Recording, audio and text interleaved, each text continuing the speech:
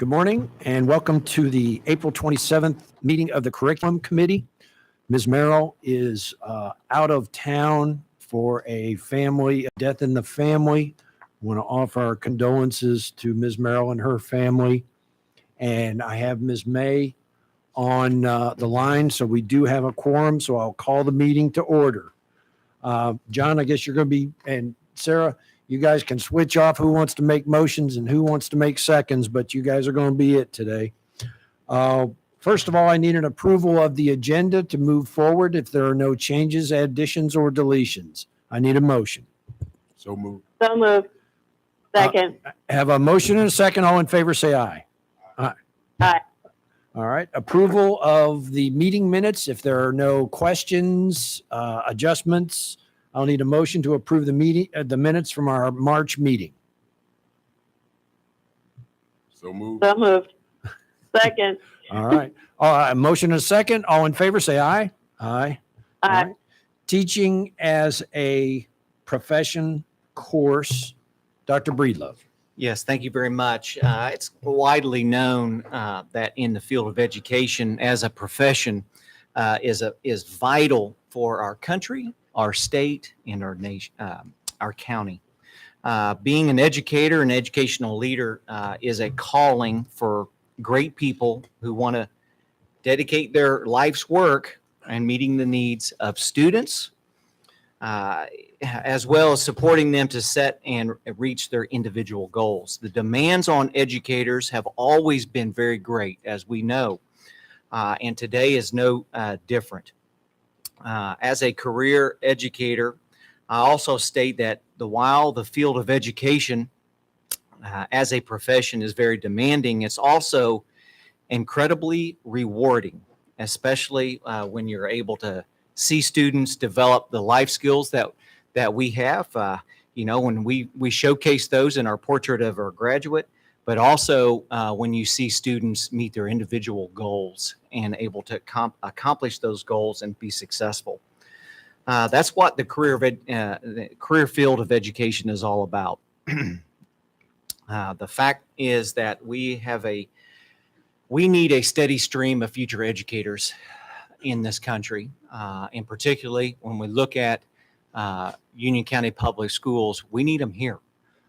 We need to find the best educators possible to teach our future students.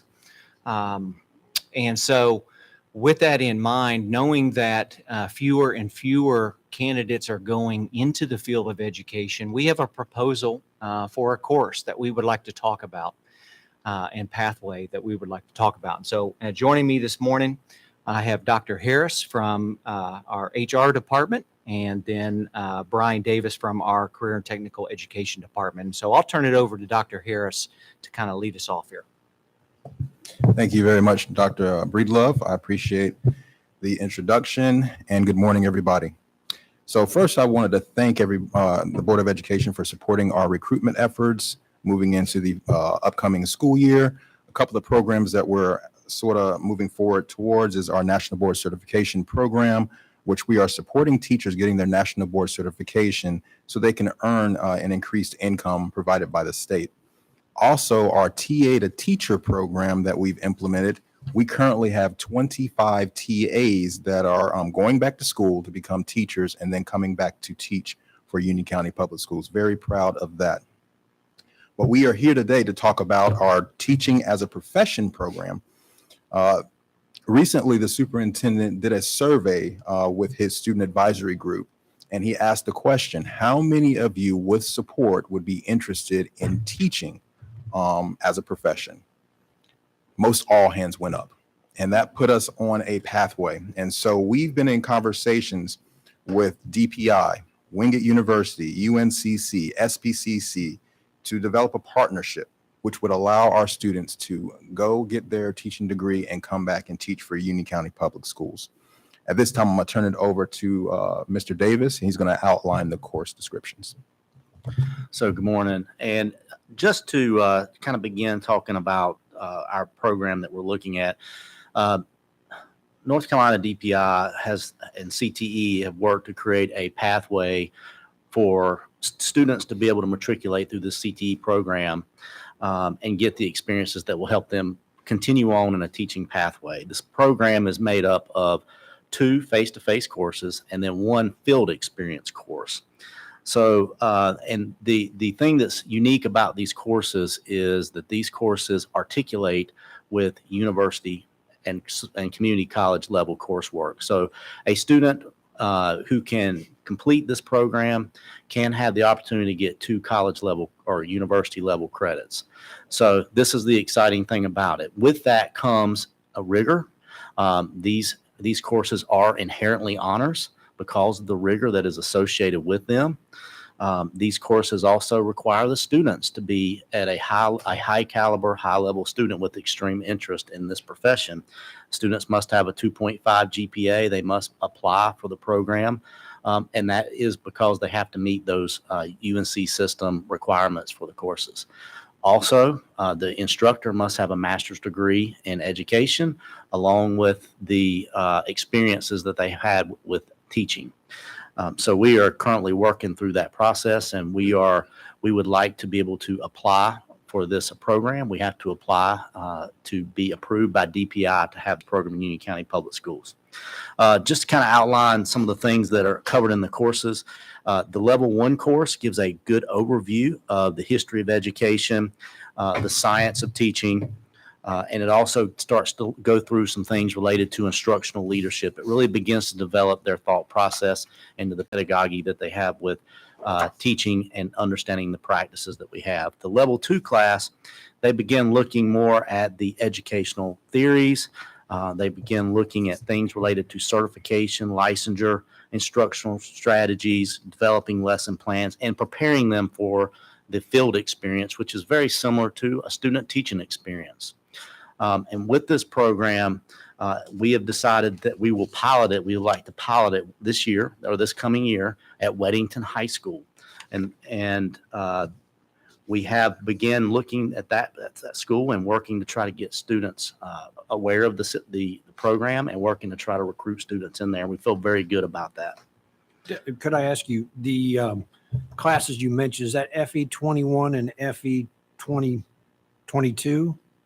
Yes, sir. The descriptions given here look very similar. So it's level 1 is 21, then 22 would be the next semester. Yes, sir. Do you envision this? We're starting off with Weddington. Could you envision this also being offered for early college students? So what we're looking at is this coming year piloting at Right. Weddington as we develop the program and grow, expanding it into an academy model so students can travel to that school. And one of the things that, and Dr. Harris and I have had a conversation about this as well, and we would definitely are supportive of it. We're always looking at student interest and the number of students that are applying and signing up for courses. It would definitely be something that we could look at as we move forward, as it grows, putting it at another school. Could you envision it being offered as a course of study at CATA? So we get around the age-old problem of the academies of the transportation issue. So if you have it at one high school, with the IB program, we're, addressing getting the kids there.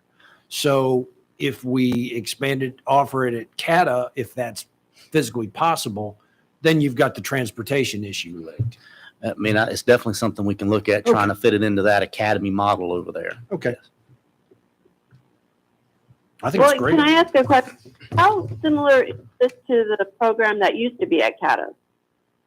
The teaching program? I don't know that CATA has ever had I believe you're referring to the teacher cadet program, and I don't believe that they've ever had that program. Some of the other schools have. This program, the difference really, I would say, is the rigor and the articulation with university and college level credits. I think that's what sets this program apart. Also, when you start looking at the different things that they cover in these courses, it really is very much getting students ready for a teacher preparation program at a university.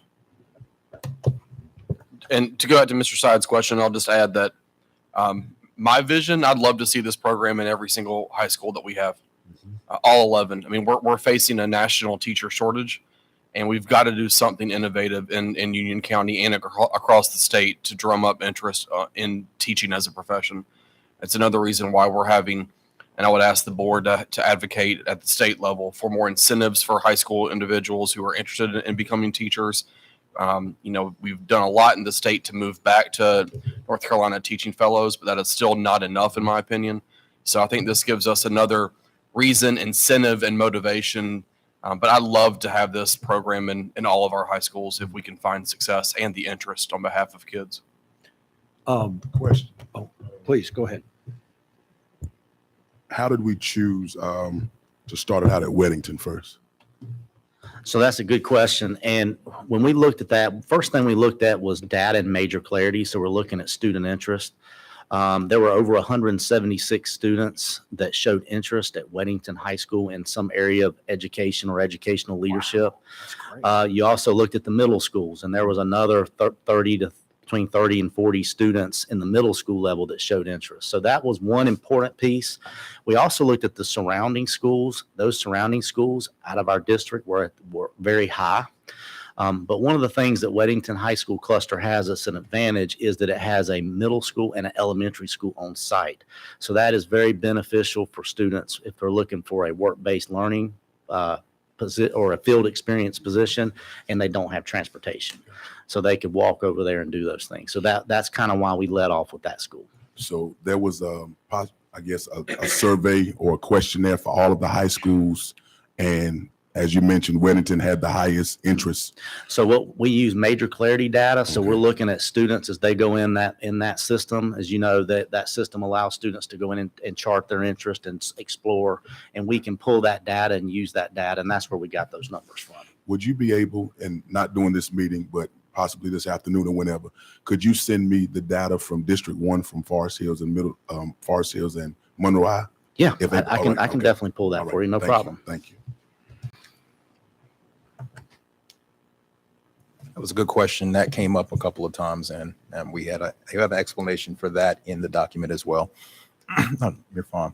Along with the program, we are looking at doing a gateway to Winget scholarship, which caps the overall tuition for a student at $2,500. Once they go and get their associates over at SBCC, they'd go to and get accepted into Winget University. They would be responsible for $2,500 a year, and that would be capped. And that's not counting any type of financial aid. Union County support, we will be those students that are interested in this program will be going to school, will follow their pathway as well. They will receive professional development from Union County Public Schools, participate in different professional developments, including summer professional developments, and they will also be required to come back and teach with us for a minimum of 3 years. Excellent. So we'll begin the program next fall Correct. with seniors, I assume, and be ready for them to move into the higher education pathway of SPCC for the next year after they. Correct. We're still working with articulation agreements between SPCC and Winget University. We've been in conversations with them for a few months, but it looks like it's very positive at this point. That's great. I think this is a great program, and I share Dr. Houlihan's sentiments. I hope there is enough interest that we can offer this one day soon in all our schools. Absolutely. So this is an action item. So I have a question. Oh, please. So since we're starting there, what is and as Dr. Houlihan said, hoping to eventually have this program in all of our high schools, how will we determine when we will start transitioning to the other high schools? What will be the determining factor for that? So for me, the things that we're looking at is continued student interest, students that are signing up for academies, students during the registration process, registering for the courses. All those things are data that we use. That's how CTE, we look at a lot of our programs and how we place them where we are. So we also look at that. We also look at the other interest that we have in the schools and try to make sure we put the appropriate programs in there. But that would be how I would start looking at it. How many students do you need that have serious interest to justify a program at a school? What kind of numbers does it actually take? Well, we try to have enough students in there to make classes. I mean, we have to be very 25, cognizant of that. 30? Yeah, you know, Hardcores? for starting up a program, we know the numbers are going to be lower than traditional classrooms. The cap for this program in a class would be 20. Okay. But that would be where we don't want to overburden, and that teacher is going to be working with that field experience. They've got to be able to travel around and have that opportunity to work with those students.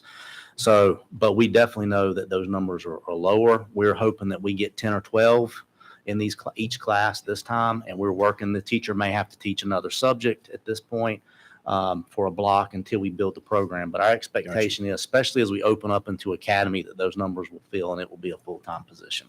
Great. The program also requires us to get a teacher with a master's degree in education. So we got to find that person as well. That weeds out some. Yeah. I think going back to Reverend Kirkpatrick's question, I would anticipate us coming back to the board this time next year with an update on kind of where we go next. I think that'll give us a lot of time for peer-to-peer marketing, because I think our students will be able to sell this to their peers, even a lot greater than we will. And once we get these kids enrolled in the classes and get it going and get them into other high schools to kind of market this for other kids, that'll help drum up interest as well. Mm-hmm.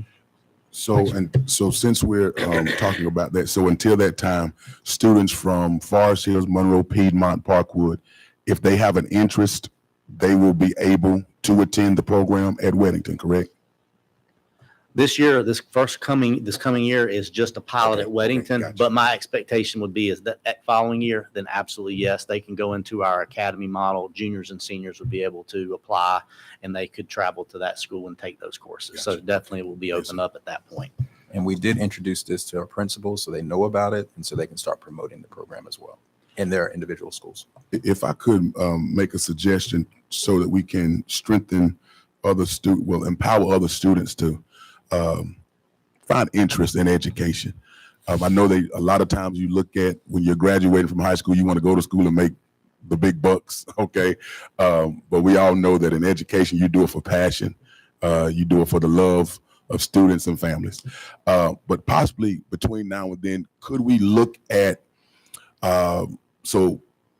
individuals who are in education when the different schools have maybe career days or groups or what have you, possibly send in educators to go in and talk to them about, make some type of program or call it whatever you want, the power of education, because sometimes their career path may change when someone comes in and talk to them who's passionate about it and who can allow them to ask questions and show them the ins and outs of education and get them to know that education is a fun world to be a part of between now and then, so that, because I assure you that some of them may change their mind from wanting to be a bodybuilder to maybe want to teach elementary school.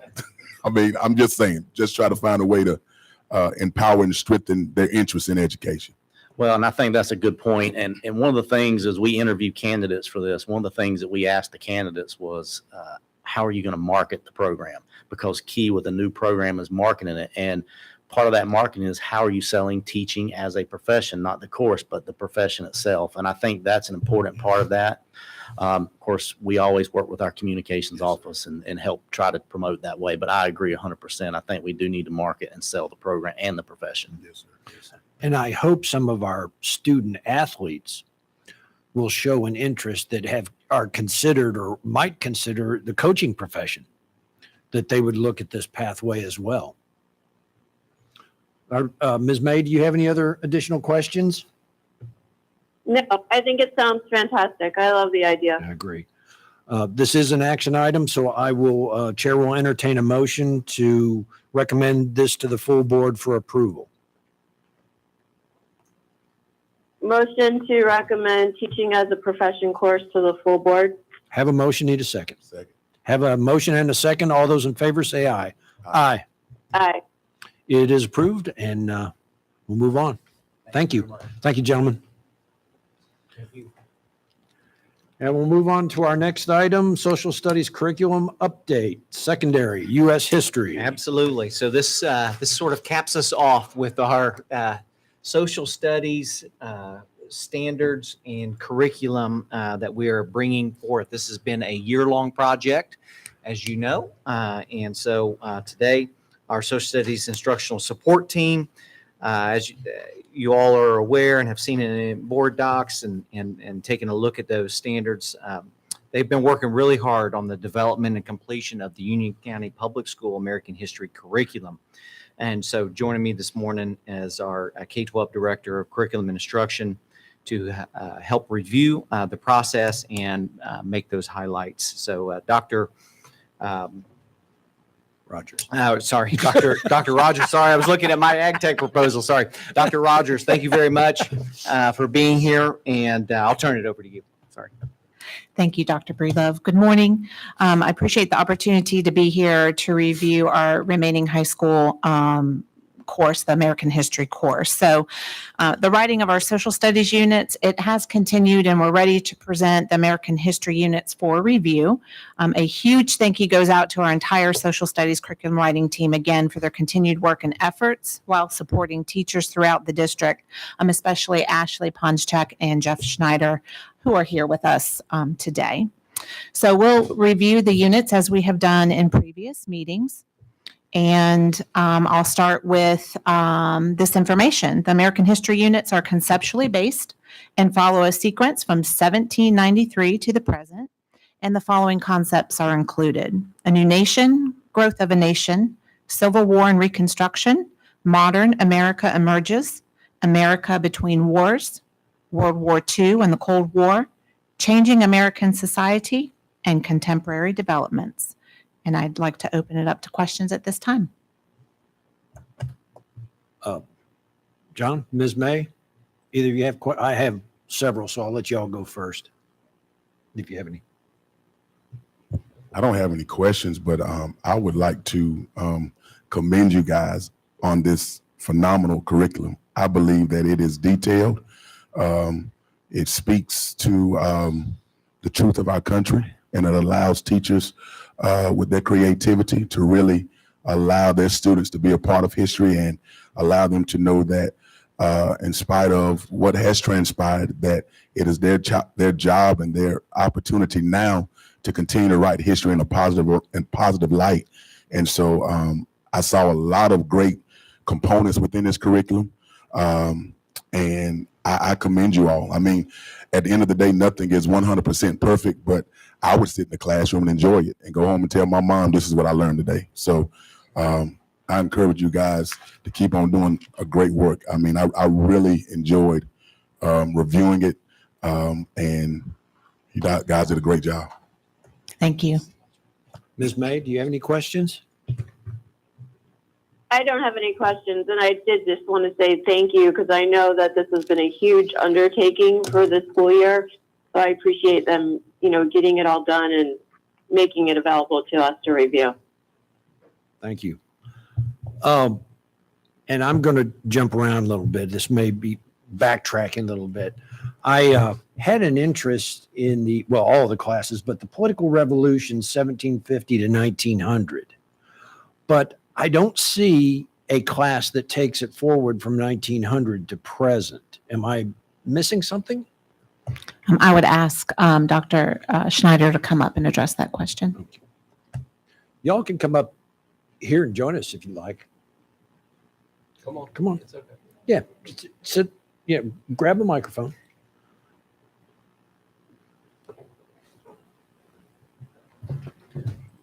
Good morning. Good morning. So are you referring to the world history curriculum? This is high school world history, Unit 4, Political Revolution 1750 to 1900. But I don't see a follow-up class taking it forward from 1901 to present. Right. Well, I No. think if you would dig into those units 6, 7, 8, you would see elements of other political revolutions like the Chinese Communist Revolution, the Russian Revolution. They're parsed out in those various units. They're not encompassed in one unit like There's that not time a period, because follow-up. Okay. that time period is very heavy with political independence movements and revolutions. Okay. All right. Let's see. Unit 5 under, again, I'm backtracking a little bit, but this is Unit 5 under Civic Literacy, State and Local Government in Action. Don't have anything about Board of Education. I'm trying to think. We didn't bring you have those on your iPad. Let me guess, See, it's, but- it's under something else. No, so when we built these lessons, we really did try to follow exactly what the standards are saying. And so I don't understand local government in action. That is a very broad, topic, because there's so many departments that, that, but I do agree. I think that might be something for the students to learn about what the role I would is in the say Board of they have a Education, very you know. vested interest in, Right. in learning about that. It's interesting to quiz my own ninth grade son on what he knows about what I do, which was basically at the start nothing. Now I know he's not up to those, 10 or 11 or 12 yet, but I would like to suggest that being included somewhere when we can. All right, let's see. Also, under state and local government, there has been a lot of discussion, and I don't think it's really been resolved either. There, in the education hierarchy in state government, you have DPI and you have the State Board of Education. And at times, there have been a lot of conflicting interests, philosophies, or kind of a question of who actually is in charge of education in North Carolina. And the governor's office also is involved, and of course, the legislature from a funding issue. As far as state government goes, that might be something we should consider including, that education hierarchy for our state, which is rather unique. Other states handle it differently. The DPI is not an elected position, or it's even appointed under the governor's office. You don't have a state board of education, that kind of thing. I think that would be important curriculum to also include under state and local. We can Okay. look at that. I mean, that's definitely something. The standards are written broad and vague enough that when it just says, analyze, Right. policies and decisions at That's a something you local could or state build. level, Right. that it can be brought in by us, by individual teachers, whatever. How do you, which brings up a question. Let's take this specific issue. How do you communicate, because the standards are so broad, that you want a topic as specific of this to be part of the curriculum on a uniform basis across the board? Is there a way to make sure that those are included in all lesson plans for all classes? How does that work? I'll be glad to answer that. Yeah. Certainly we want to spell out as much as we can within Mm-hmm. the standards and with the curriculum, but we have to meet the standards. Mhm. The standards are written very broad, and I keep coming back to, and I think I've mentioned this before, is we have 90 days and 90 minutes in every class Right. in order to complete all 8 units, all Right. 12 units. You're given whatever one that- day to handle these Yes, sir. topics. So we have to be, we do allow some flexibility when we Mm-hmm. talk about a standard, or a revolution or a civic duty to our teachers to bring in boards of education. We have Brown versus Board of Education. We have these topics now that can spin off into, okay, what is Board of Education? What do they do? And what was the issue there? And so it does allow for those discussions. But Okay. once we put it in there and say, you have to teach this, then it is comprehensive, and that does take that time for every class to teach that. So we have to structure it in a way that allows some Okay. flexibility, but at the same time gets those key topics that we know students are going to be assessed on, and our common knowledge throughout Mhm. the United States, that our students walk away from our classes knowing these Mhm. items. So Well, let me just put it it's a this way. balance. Oh, I understand. Let me just say, it's my personal opinion that specific area of state and local government, as far as the education hierarchy, is important, that I think if it can be included in actual lesson plans in the classrooms on a consistent basis, however y'all feel is the best way to do it, to what depth it's available, I personally would recommend that. Okay, is that Yeah, we can definitely put in something like as an example or a talking point. Teacher may Right. choose to use Yeah. this as an example. That way it's there. They know they can draw from that and It's use very it. relevant Correct. to students. Okay, moving along. And I'm not sure where these next couple points would be more relevant, either under Unit 8, civic literacy, or under American history, Unit 7, the time period of 1950 to 1980. But under civil rights, there were a couple events and people of prominence that I did not see particularly included. The first one was Medgar Evers, who was assassinated in 1963 by a Ku Klux Klan member. And personally, to me, that's of significance because the assassin was acquitted originally by the jury on 2 occasions and then was re-prosecuted in the 1990s and actually was found guilty. So justice took a while, but it did come to pass. So I didn't see him specifically mentioned in either one of those 2 blocks. I might have missed it, and it might be somewhere else. Those are the only 2 places I looked. Also, the Wilmington riots here in North Carolina, I didn't see those. And again, it's very possible I could have missed those in one or the other blocks. Okay, did you see it is it under civil rights or is it under the time period? Okay.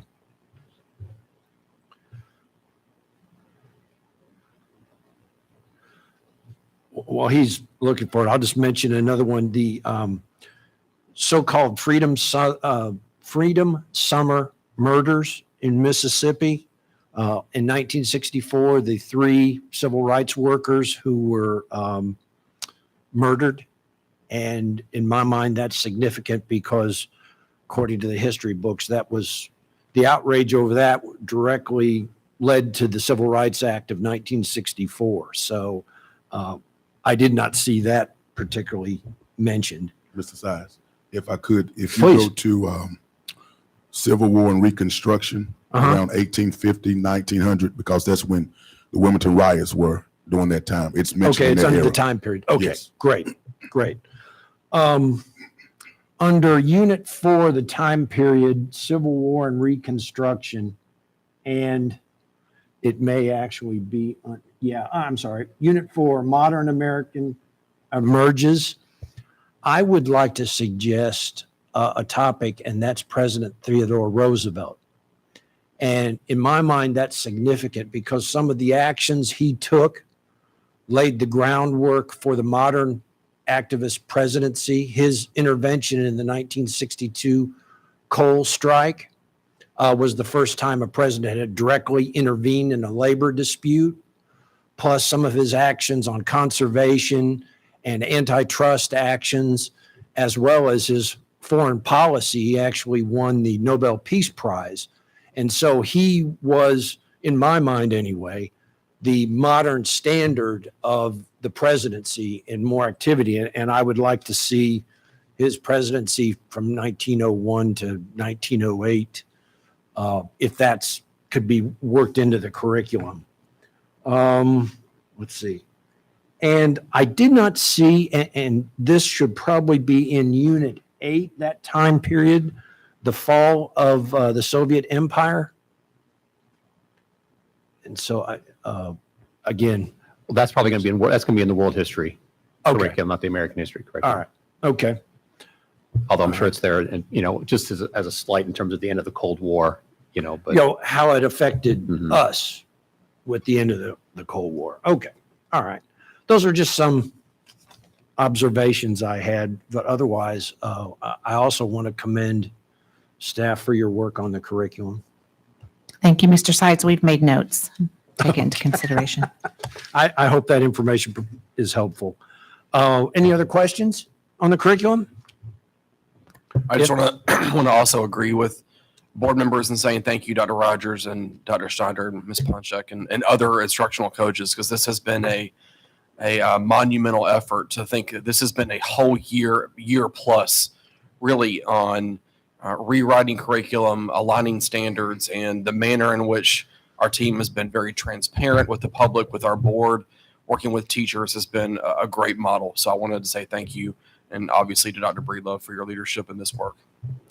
I also want specifically the financial literacy piece, which I know I've had comments from parents about students earning practical knowledge about financial literacy and being able to function in today's world as in credit and money and taxes and financial planning and issues.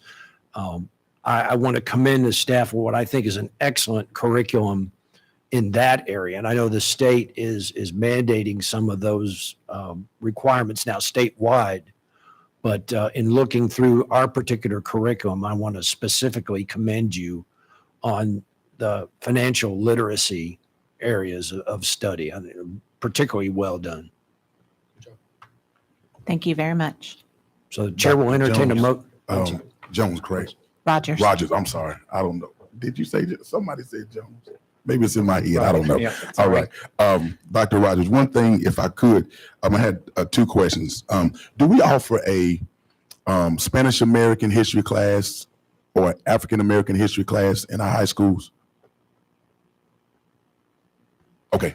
No. Okay. It's a possible curriculum for the African American history. I know some schools try to offer it, but because they don't get enough student interest, Gotcha. from what I, talking with other social studies Okay. department Gotcha. chairs at the schools. And if you all could, during the civil rights movement, along with Martin Luther King dealing with that, possibly, and teachers can, again, be creative, even if though it's not in there as they're teaching, they will be able to find other components to add into the civil rights movement. But A. Philip Randolph was very influential during that period. And so, again, I'm not telling you all to rewrite anything, but just if teachers are listening or anyone, possibly as they're teaching this, they can use him and show how he was practically the influential voice in the civil rights movement, starting it. So, but again, not taking away from anything you guys have already done. You guys rock. I love the work that you all do, and y'all keep up the good work, honestly. Thank you. Chair will entertain a motion to recommend approval to the full board. I recommend that the American history curriculum will be presented to the full board on next week during our board meeting. Need a second. Ms. May. Second. All those in favor say aye. Aye. It's unanimous. Thank you. Thank you, folks. All right, Dr. Rogers, don't go anywhere. All right.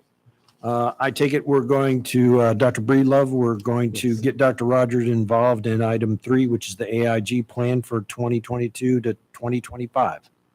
Yeah, yes, sir. It is that time of the year again, and we have gone through, and I just want to go ahead and thank our AIG team as a whole of working through a very lengthy process and going through our AIG plan, working with stakeholders and the development of that plan and what you all have. And so with us again, Dr. Rogers, I will turn it over to you to walk us through the plan and answer any questions. Great. Thank you so much. Thank you again for the opportunity to be here to present the 2022-2025 AIG plan for review. I too would like to acknowledge and show appreciation for our AIG team who are here with us today. And thank you, Dr. Sullivan, and thank you, Ms. Camp, for your efforts and your commitment to our AIG program. So what I would like to do is provide a quick overview about the plan and then open it up to any questions that you have about the revision. So the AIG plan contains 6 standards. And so the first standard is identification, and the revisions in the plan include underrepresented populations, as well as honoring previous UCPS identification when a student leaves and returns to UCPS. Standard 2 is all about programming, and it's focused on talent development, and the Wayfind Scholars Program and NC Special Schools have been added as service options. Standard 3 includes curriculum and instruction, and we've added and revised in the Empowered Ed framework and the UCPS Portrait of a Graduate, as well as the continuation of a K-3 talent development program and added efforts to support the needs of all students.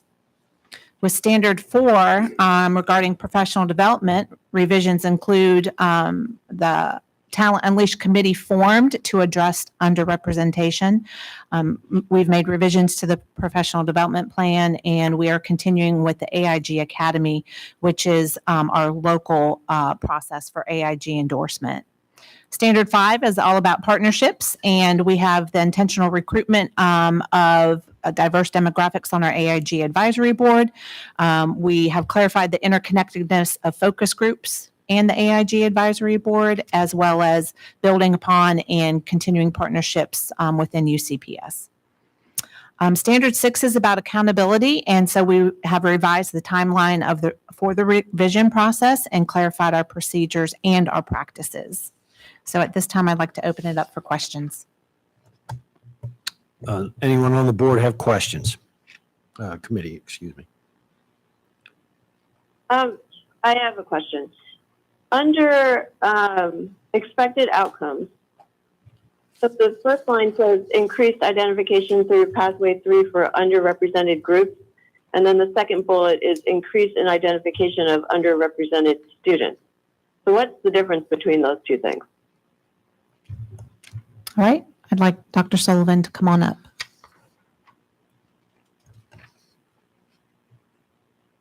If you'd like, you can just come sit down here. You don't have to stand up there.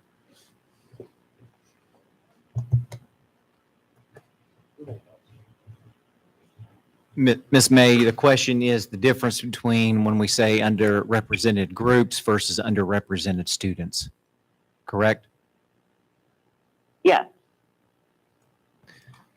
So with the increased identification through pathway 3, in order to be eligible for that pathway, students are nominated for that pathway so that we are targeting specific students from underrepresented groups. And so we're hoping from that process, we can increase the identification. Also, with some of the pilot programs that we have in place, we're hoping to develop a talent pipeline so that when it comes time for identification, those students are prepared to succeed in our AIG program. So if I could hopefully clarify, we are not lowering the standards for entry into the AIG program. What we are doing is adding another, shall we say, subjective pathway. In other words, maybe you didn't hit this one criteria, but the teachers are in agreement, hey, this student needs to be an AIG. They can do the work. We're not lowering the standards, and we are not lowering the rigor, the academic rigor of the program itself once you're in AIG. Is that fair to say? That is correct. Okay. All right. So I just want to be clear that we're seeking to expand the program, expand the opportunities for students to be involved in the program that we feel and their teachers feel can meet the rigors, and the student, as well as the student's parents, are in agreement that they want to subject themselves to that extra additional rigor. We're not dumbing down the program to get people in that may not turn out to be successful, because we don't want any students once in it. I think we're all in agreement. We don't want anybody dropping out because they got in and maybe shouldn't have or didn't realize fully what they were getting into. Fair to say? Okay. All right. Thank you. One other question. There's several advisory groups that were mentioned in the big document that we received. Have those all been in place already? Like the parent advisory group, AIG teacher advisory group, AIG plan advisory group? Yes, ma'am. Thank you. They are. Could you? So you and they've been in place for how long? I wasn't aware of. Sure. The AIG revision committee comes together every 3 years to revise the plan. Okay. The Parent Advisory Committee has been in play for between 4 and 5 years already. Okay. And then the Teacher Advisory Committee has been started for the past 2 or 3 years so that we can get feedback. Okay. Tell me about the makeup of the Parent Advisory Committee.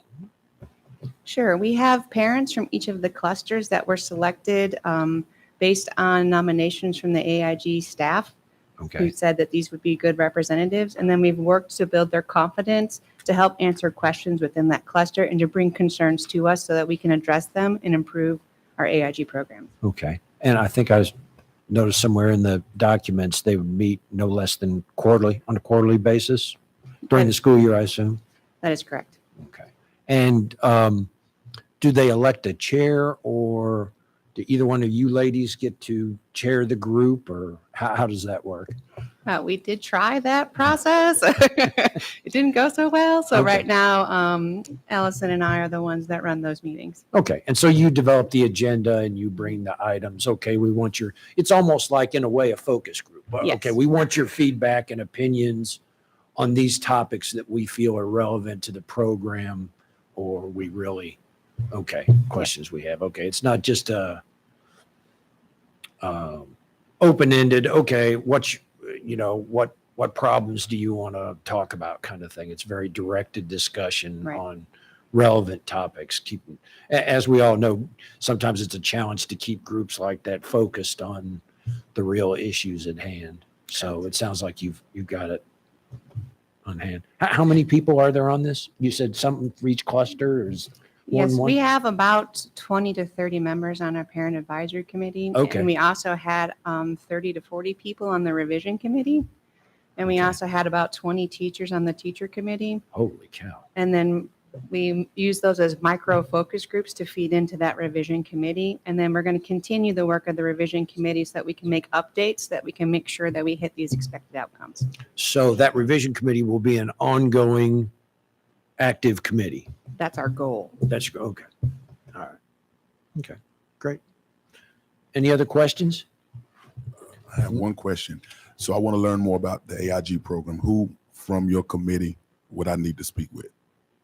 Gotcha. Okay. Since I'm so bad with names today, tell me your name again. I'm Dr. Sullivan. Gotcha. Okay. All right.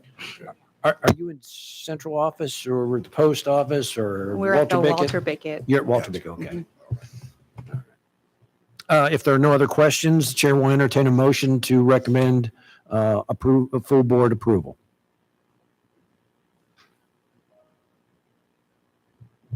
Motion to extend the AIG Plan 2022-2025 to the full board for approval.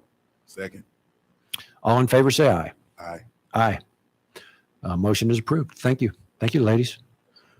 I will be interested, perhaps you could report back to the board in the next school year how these, shall we say, expanded opportunities, how many, how successful it is. Yeah.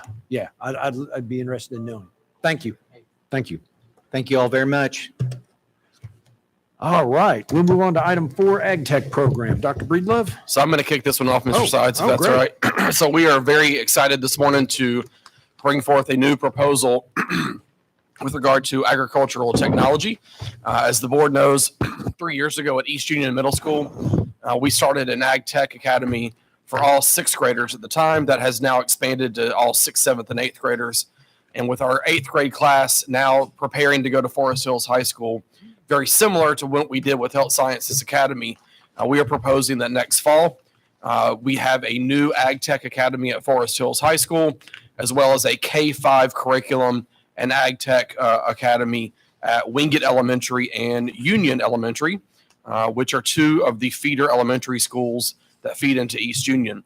So beginning next year, much like in our Monroe cluster, the Forest Hills cluster will have a, excuse me, K-12, gosh, the allergies are killing me, a K-12 innovative STEM pathway for students who are interested in the future of Ag Tech. I want to be clear, this is not a proposal trying to get more people to go into farming. Although farming is a major industry in Union County and in the state, this is far beyond just that. And I want to thank Mr. Davis and Ms. Rimmer, especially They have really taken the lead on this proposal, worked with our principals and our staff, as well as our partners on what we believe is the next step from a very, very innovative pathway for our kids in the Forest Hills cluster. This is very similar to our approach in Monroe, which is focusing on access for college and career readiness programs with some outstanding partners in Winget University, South Piedmont Community College, the Union County Cooperative, and others. So I will let Mr. Davis and Ms. Rimmer share the details, but we are seeking board approval for this as a new pathway for kids beginning next fall in a K-12 vertical manner. So Brian and Casey, I'll let you take the lead. Do you want me to talk about elementary and then I'll pass it up to you for high school? Okay, I'm going to just kind of start with elementary and how we're going to prepare students. I will first say that this is not the first time that we've talked about ag tech.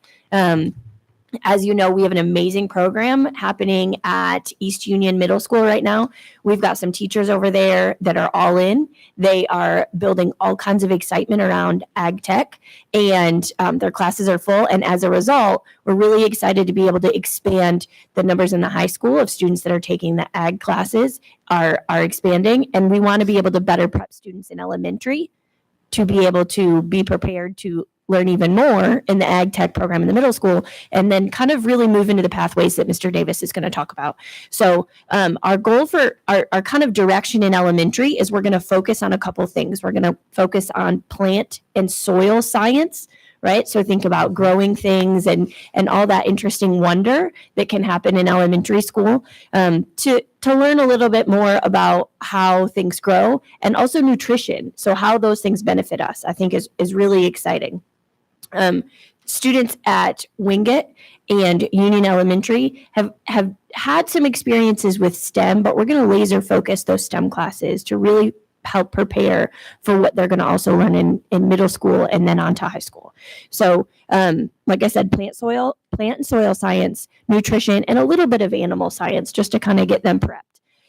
We are doing a little bit of that work through their current STEM classes, but we're just going to kind of shift the focus to focus on those pieces. The really interesting part that I'm very excited about is the overlap of nutrition between our HSA elementary schools and our ag tech elementary schools, because there's a unique tie in there between agriculture and health.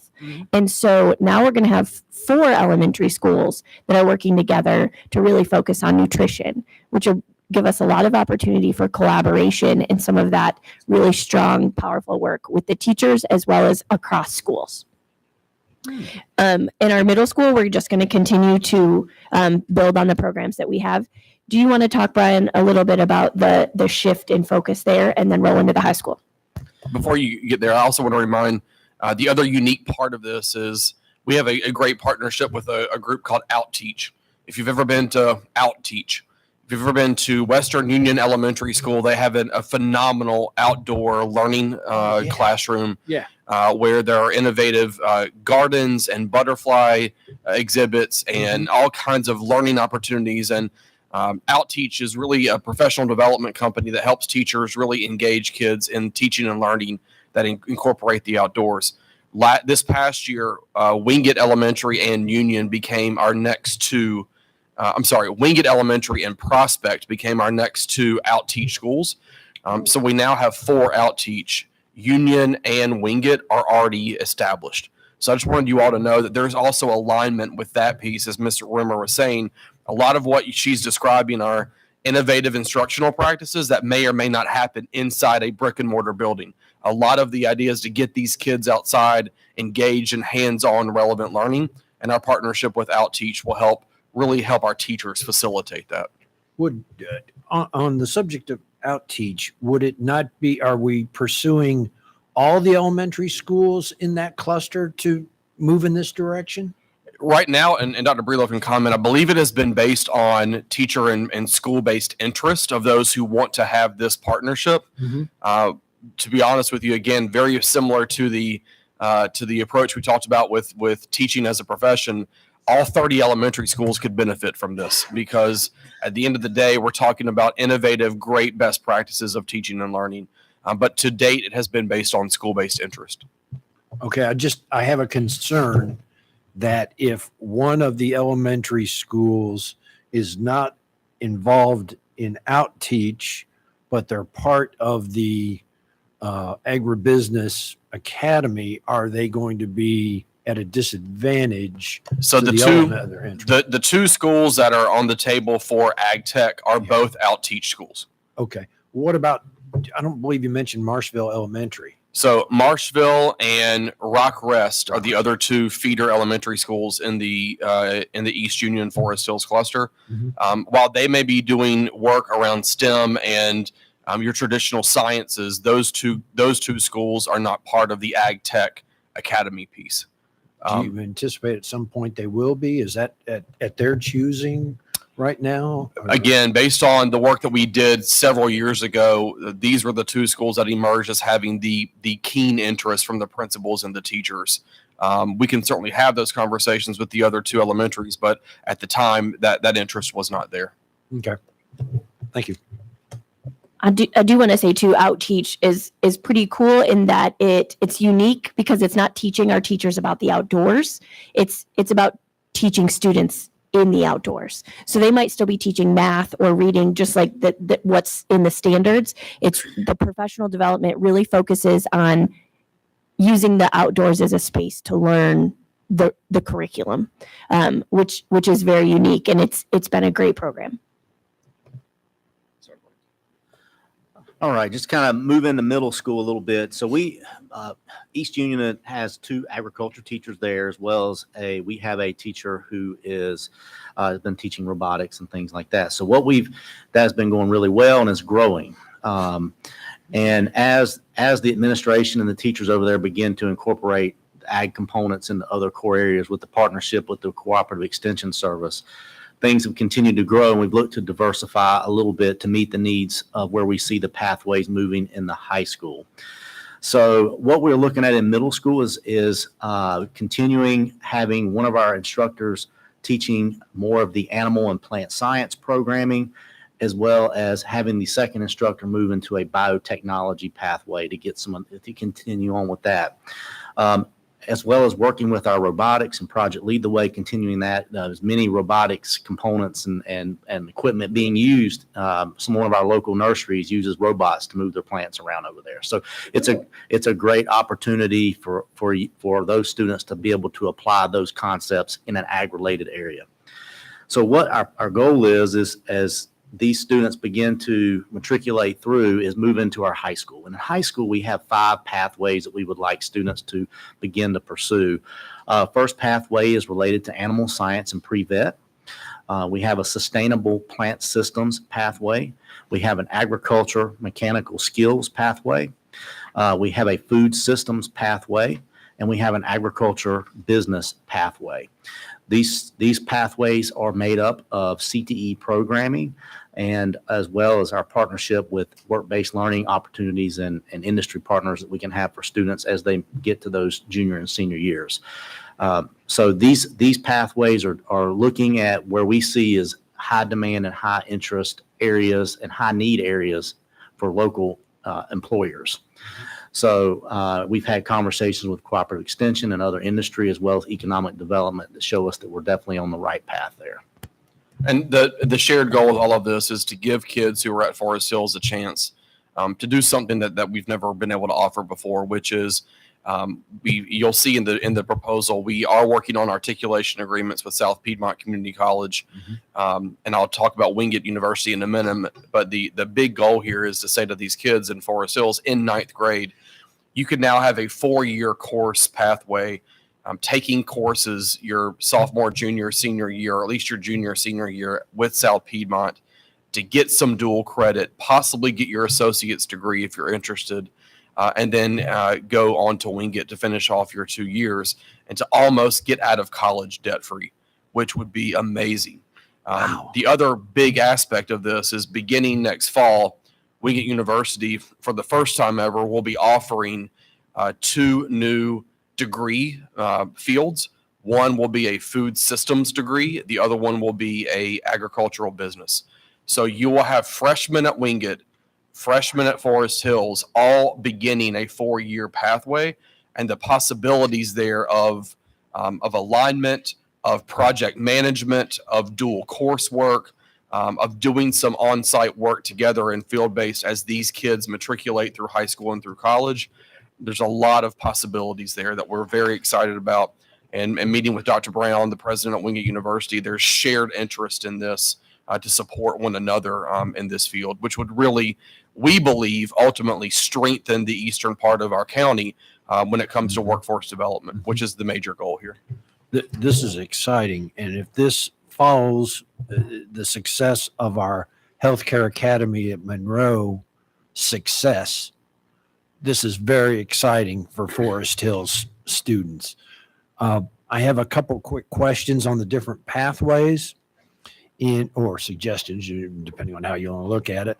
Animal science, will it include equestrian studies, That's it. breeding, et cetera? That is a good question. Currently, the pathway is our goal is to get them into the opportunity to do our vet assisting academy. That's Okay. what the current goal is. That pathway currently has animal science 1 and 2, as well as our companion animal course, and it moves into having some health science classes as well, because that is very important. Equine science 1 and 2 are a pathway to that. Excellent. So that could be an option if there's interest at the school that we could definitely offer. Well, there is a lot of very successful equestrian establishments in Union County. My father was involved in that some years ago, and it is big business. I agree. And it's definitely an option that can be something. Excellent. So I'm completely open to that being Excellent. a possibility to get there. Yes, sir. The agricultural and mechanical skills. Okay. Do we have the auto tech facility at Forest Hills? Does it have the capacity? Are we looking at something like agriculture equipment repair, diesel engine repair, along those lines? I mean, those tractors and combines, somebody's got to fix them because I'm sure they break. That's exactly right. So in this course or this pathway, we're looking at our ag mechanics as kind of the lead off, but we're also leading them off at the same time, kind of parallel with our automotive service pathway. So they begin automotive fundamentals, and our goal would be that these students come through and they are a concentrator in agriculture mechanics, where they're going to get many of those welding skills. They're going to get an opportunity to do some of those woodworking, a lot of the hands-on aspects related to ag and equipment.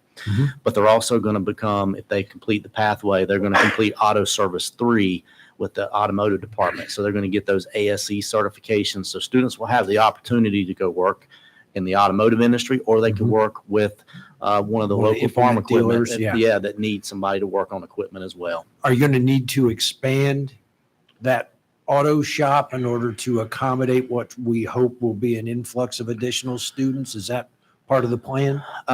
Well, as far as facilities, I know there's some things we're looking at with facilities if things go where we are. But as of right now, I believe our facilities will be okay. adequate for where we are number-wise. But I do think it will generate some interest. We can already see the interest where we piloted this at East Union over the past few years. I can already see numbers of students enrolling in ag classes drastically going up. So I can see this really being something that is going to be a positive thing for students and they're going to want to get into. Great. Like our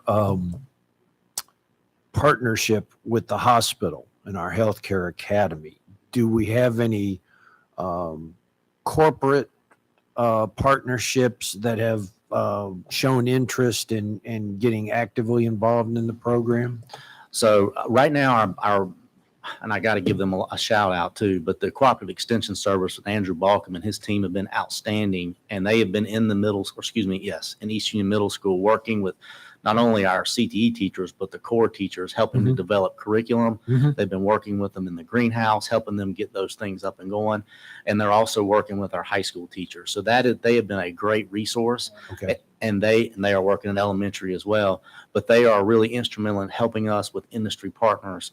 Our Wake Up to Ag Day that we had with elementary just a few weeks ago is a great example of how they can help bring industry partners in to support these type of initiatives. Okay, because we have some, I don't have to tell you, we have some major corporate presence in Union County in agriculture that I'm sure they look for worthwhile projects to advance their field. Okay, great. Those were my questions.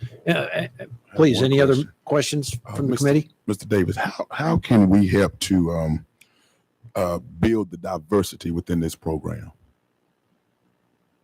Well, I think one of the things that we look at is promoting it and trying to get, of course, now we have middle school CDCs that come out. That's new that we've added this year. We have CDCs in the high schools, but having them get out, promote, talk about, and educate the parents, the students about the opportunities that are out there. And I think that is going to lend itself to helping encourage a more diverse group getting into these programs. Gotcha. I will also add, I think just as important as it was when we started HSA, it's not just about being doctors, that ag tech isn't just about being in the dirt. Right. And when you hear the word agriculture, most often that's what you think, but it is a huge industry that touches so many different places. As you can see with the 5 pathways at the high school, they're very different. And I think the more that we can share that message, the more people will be more interested. If they can code robots that actually contribute to farms and planting and things like that, I think that we'll see it increase.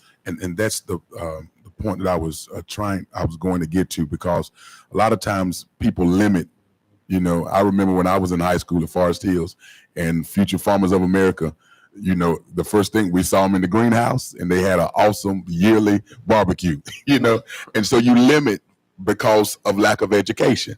And so I think it is very important that all students understand the significance of this program and how they can benefit from it. And the same way that we're looking to educate students about going into the teaching career, they need to be educated as it pertains to the power of agriculture, because that's one thing that we will never get rid of. We will always need individuals working within this field. So whatever I can do to help educate, especially East Union students, the students in District 1, I'm more than happy to do it. I know there's one program, it's a nationwide, it deals with National Black Farmers of America. And I think a lot of times students, when they come from different cultures, it is so important that they see individuals who look like them so that they understand that, okay, so they're doing this too. And so I think that's very, very important that we show the beauty of how this looks, not from just one scope or one lens. So again, whatever I can do to help support the program, because I think that it is a wonderful program. I wish I would have paid more attention. Mr. Davis, he knows my uncle, who was a member of Future Farmers of America years ago. His dad was very influential in his life. And so my uncle graduated and went to North Carolina State and graduated and taught there for many years. So we need to make sure that children of color understand that this is a program where they can work with their brothers and sisters who don't look like them, and they can really help make America a better place. So thank you. I'll just add two points. One, it's another reason why we want to start this next fall in our elementary schools, which is beginning in kindergarten as a 5 and 6 year old, that you're beginning to learn about science, about STEM, about these kinds of opportunities to build that college and career awareness at a very early age.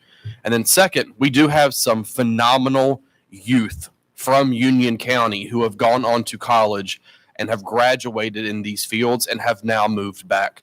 One of them is a young lady who's a Cuthbertson grad. Her first name is Rachel. She got her agricultural business degree, I believe, at NC State. She has now been hired by Monroe Economic Development out of Union County government to actually help the county think differently about how we advance agricultural business. Getting her, just graduated from NC State a year or two ago in front of our kids in elementary, middle, and high school to talk about these kinds of degree options and the economic forecast of the county.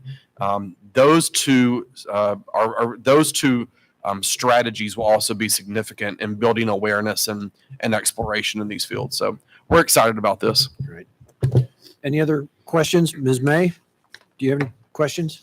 Just wanted to say I'm super excited about this. I love the CTE programs expanding more. And so, yes, I think this is great. All righty. Chair will entertain a motion to recommend approval to the full board. Need a motion. recommends approval to the full board for the ad tech program proposal. Second. Have a motion and a second. All those in favor say aye. Aye. Aye. Thank you very much. Very exciting. Thank you. Ms. Rimmer, Mr. I'm Davis, dropping thank you. off. Thank you. All right, we'll move on to item 1C, items for discussion, information. Yes, Mr. Sides and Board of Education, you asked that we do a little bit of research on Special Olympics and what the differences are between sort of what we offer, have traditionally offered in the spring, and what it would take to expand that offering into looking at a sort of a full-blown Special Olympics process within Union County Public School and expanding that. So I've asked Dr. Laura Beecham to join me this morning. She has been in contact with the state and is able to just kind of talk about what our current offerings are, who is it for, and then what it would take to expand in Union County Public Schools and just begin a discussion on that topic. So Dr. Beecham, if you would kind of take us through what we have traditionally done and then what your communication with our state representatives have been. Sure. Good morning. It's good to see you this morning. So I spoke with Lauren Bruce from North Carolina State Special Olympics Organization, and she shared some good news with us. Union County has secured a local community coordinator for Special Olympics. Her name is Amanda Cotter. So she is still going through the onboarding process. With that, we talked about what direction we would go in with Special Olympics. So they've identified 3 goals for Union County. We are basically kind of in the rebirth stage of bringing back Special Olympics. So we want to make sure we bring back a solid foundation and build upon that. So the first focus is going to be on a fall event or sport. Don't have specific details on that yet, but we will be getting the committee together with Amanda to talk about what that will look like, when it'll be, the host site, things like that. The second goal will be a focus on spring games for 2023, bringing that back as we always have. And then the third goal will be a structural build out. How can we build past the spring games, add additional sporting events? We would be looking at facilities, coaching experiences, things like that. They have to secure them, make sure they're trained and background checked. And that is done at the county level. So very good news, very promising, very exciting. The fall event we're aiming for, would that be open to the entire county population that qualifies, or is that as a starting point a UCPS student involved event? So the purpose that Lauren spoke specifically about, the purpose of the fall event would be mostly a fundraising event that would incorporate others outside of UCPS to participate. She mentioned maybe a golf tournament as an example. We'll have to take Amanda's lead within the Special Olympics infrastructure on how that will look. And you mentioned a committee. I don't want to add additional responsibility upon the EC department. Is this a county-wide anticipated committee of involved volunteers to help It's a with these events? it's a collaborative committee. So we Okay. have representatives from Union County Public Schools. I'm on the committee. Okay, Shannon Pierman from Porter Ridge Elementary, who is our spring games coordinator, okay. is on the committee. And then our 504 coordinator is on the committee as well. Voluntarily, I hope. Voluntarily, Okay. yes. Let's make sure. Yes. I don't want anybody to think that they got drafted into it. No, everyone's excited to be on the committee. We Okay. all are excited about the rebirth of the Special Olympics in Union County and bringing back, and then also looking forward to what that structural build out will look like.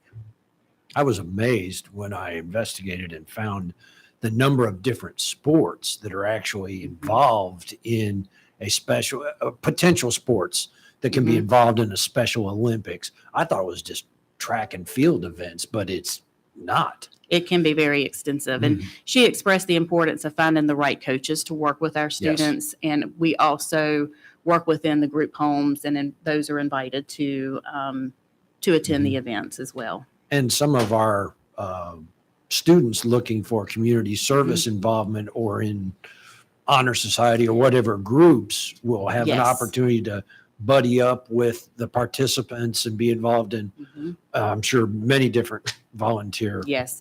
Our buddy activities. sponsors from the high schools are Right. amazing Yeah. at helping with these events. That's great. Mhm. Well, I'm thank you for carrying forward on this and doing the investigation and initiative to get it back up and going again. Absolutely. I look forward to this. We are very excited.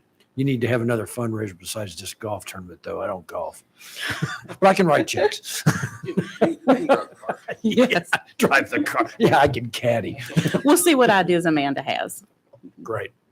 Thank you. Any questions from the committee?